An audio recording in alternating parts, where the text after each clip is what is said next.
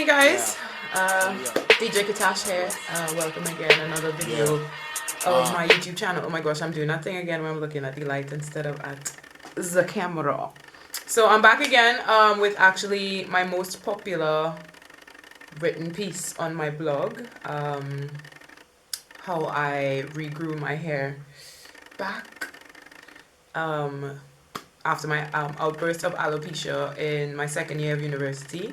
Now this is not my hair, but it is my hair because I paid for it, if you know what I mean. But yeah, I'm gonna go through that with you. So before we get into that, let me just break down who I am, what I do. I am DJ Katash. If you wanna keep up with my DJ and media things, you can follow me on Instagram at djkatash.com. Not really. My blog is islandhabibi.wordpress.com, so that's where I'll be blogging about most things, more of these episodes, talk the things them. You could find my radio interviews on there, my radio appearances on there, all my DJ stuff, my modeling stuff, my hosting things, all the media things that I do, so you can keep up with me on that. And yeah, that's basically it. I'm not on any other social platforms. I don't see the need for them, to be honest. But yeah, so how I basically grew back my hair after it all dropped out. Like I had huge patches, hair there and everywhere, girl. It wasn't pretty. After having a massive outbreak in my second year of university. So this is going to be a two-part video.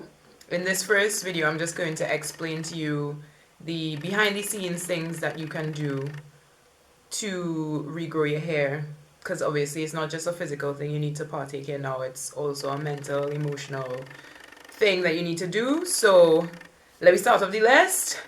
Number one, you ate bad. No, I'm joking. Inside joke. Number two, everybody, not fucking you guys. But yeah, so first of all, I think the first and most important thing is finding out what your stress cause is. Now I know it's more easier said than done.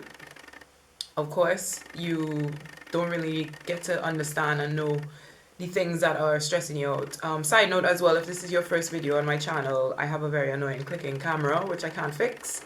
But I had been planning to start this YouTube video for about 2 years, and every little thing just seems to be getting in the way. So I just decided to ignore the clicking camera on this occasion and just go with the flow, girl. So yeah. So finding out what the cause of your stress is. So as I was saying, when I had my outbreak in the second year of university, I had no idea I was that stressed. It's just that it happened. Like me, I know I'm a private person, so I don't really speak out on things that are bothering me. I kind of just digest it, pass it through the digestive system into the toilet bowl, and I let it go and I move on. I believe that everything that you face in life is just supposed to give you a lesson. Experience is the best teacher, and you kind of move on and strengthen and level up from that. But I think what I had noticed at that time was that you need friends and people around you to kind of just voice your opinions. And even though you don't want to be seeming like the whiny person, I realized that a lot of people who actually need help and need ears are the people who talk the least. So, and that happened to be one like myself as well.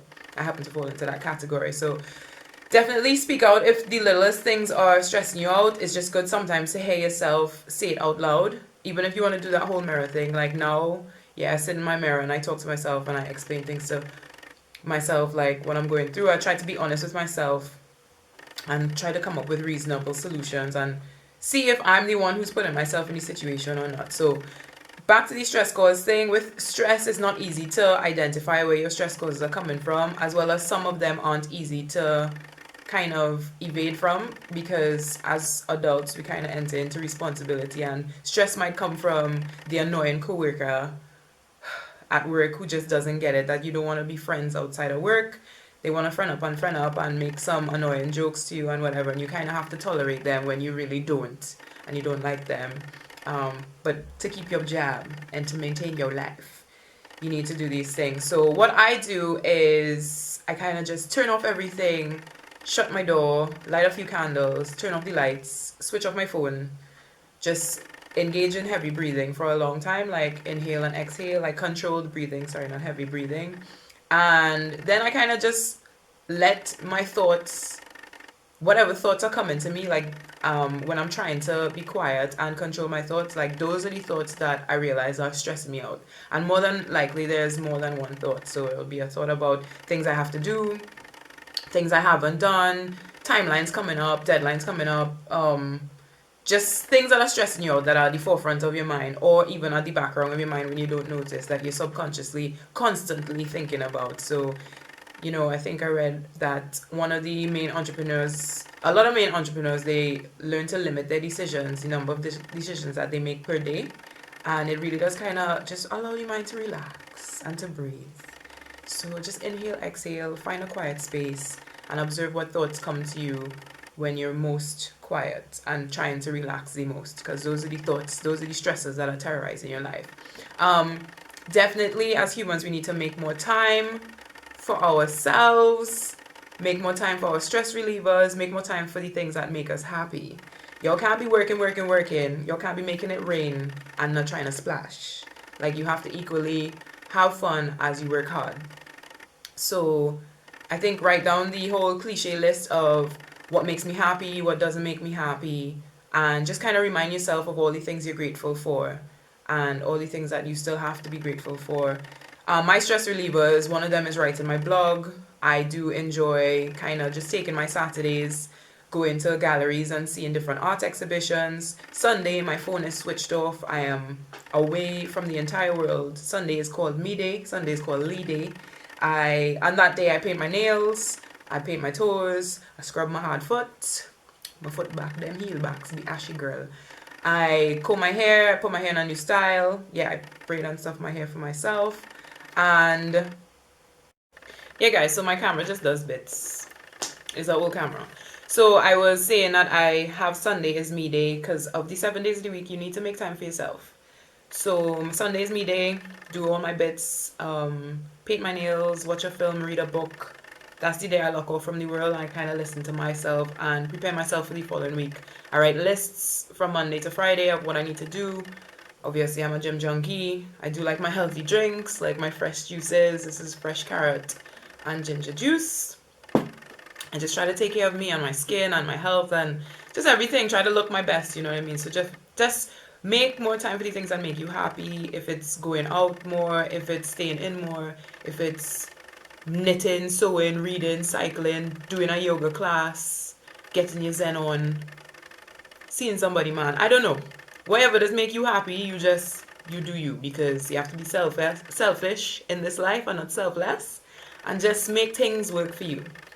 On that point, cut out bad energy and negative people from your life. You will know when people aren't right for your life, when they're not supposed to stay, when they're not even supposed to be there, when you're wondering why you're still friends. I think I've noticed in the UK in particular. So obviously it's good when you have a good rapport with someone. So obviously you know someone for a long time. For example, especially siblings, like you're allowed to make jokes and have the banter and whatever. So my sister will call me big head, I'll call her pea brain, like, you know what I mean? And that's just us. But we know when we've gone too far or when we're going too far on how, like, when to stop and how not to push it further than it needs to go. So, and you're supposed to understand the line when people are actually just jealous of you or they are negative towards you all the time and they have nothing good or positive to say. If you're telling your friend, for example, you have an idea and you want to do this in life, you want to open a garbage dispense facility, and then instead of them saying to you, girl, you're going to be the best garbage dispense facilitator in the whole wide world. Instead of them saying that to you, if they're saying things like, yeah, but there are a billion other garbage dispense facilitators, like, why would you want to do that? Or, I can't see you doing that. Or just anyone anti-supportive, anyone who is negative, anyone who complains too much. A lot of people out here are just searching for abuse. They're searching to be abused. They love hearing themselves complain and they're not willing to fix any of the problems that they constantly complain about. I myself, I have a really big heart. So I do try to like help people and sit and listen to people, but you will find it's draining and it's exhausting, and you need to protect your inner peace, like, and your energy from people who just want to stay on a constant level, dead level for their whole life. Like, just move up and move on from those people. A lot of people, like billions of people, enter your life. Like, if you think of the interactions or the amount of people you pass on a daily basis, compared to a week, compared to a month, compared to a year, billions of people enter your life, but not everybody's meant to stay. Even if you guys thought that things were going well for a month or so, experience again is your best teacher. They're there to teach you something, and then they move along. Get one and move. You understand what I'm saying? So, one Bavado say something. I have a bunch of lyrics in my head, but yeah. Cut them off. I some say cut them off. What else Tara say? Cut it off. Let them go. Start anew. Cut it off. Okay. I just get carried away. So yeah, just understand who is for you and who's not for you, and just focus your energy and your time on those people who are for you, because you can't give and not take. You can't be receiving, because if you're giving of yourself, and you're just gonna die out at the end of the day. I think one of these things that helped me as well, number 4, is following the hair regimes of people with similar hair types to you. So now I have, I think, 3C/4A type hair. You can't follow somebody with type 2 or type 1 hair, or a Beckelina, or a Rosita, or a Consuela, and expect to apply the same products or do the same styles as them. You're going to put strain on your hair. You're going to be stressing out your hair. All your hair just, my hair, their hair, your hair, we hair just don't grow the same. You know what I mean? It just don't structure the same. It's just not the same. So follow these regimes lightly, and obviously if you find a video on YouTube and you try it and it don't work, it's okay. Like, yeah, my videos, my stuff half of the time don't work, but I still rock it and act like it was so it's meant to be. So even if it's a messy, heady kind of style or whatever. Which brings me to my next point. Number 5. Alopecia is not forever. You can get rid of it. You can get over it. But I also found that I had been focusing so much on the fact that I had alopecia and being sad about that, rather than looking at the positives of it, in that with alopecia, I get to explore with a ton of wigs. Like, I don't have to put my hair in cane rows underneath my wig because I have no hair. So I could just slip on a wig. I could start my hairline from here if I wanted to.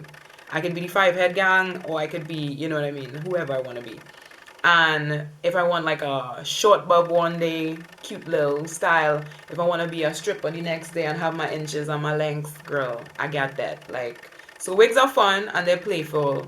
As women with alopecia, you're beautiful. Like, hair does not define you. I remember I had to cut out so many of my male friends because their reaction to me having alopecia, to opening up about it, was like, oh my gosh, you're gonna be so ugly now, or yeah, you're not pretty anymore, half your beauty is gone, like hair is beauty. And meanwhile, some of them, sorry to say, but some of them, mother hair don't really reach past mothers and sisters like 4 inches, so you all need to relax, like, because they obviously were relaxing and straightening and not taking care of their hair and doing whatever. But saying that, men, stop passing judgment on women, especially when you have nothing to do with the whole situation. Like, go and sit in a corner and eat some food. Like, bye. So just, I want to say that you are beautiful, and don't let hair define you. And yeah, just take everything in life as a lesson to strengthen yourself. Alopecia is not forever. So part 2 will be coming soonish.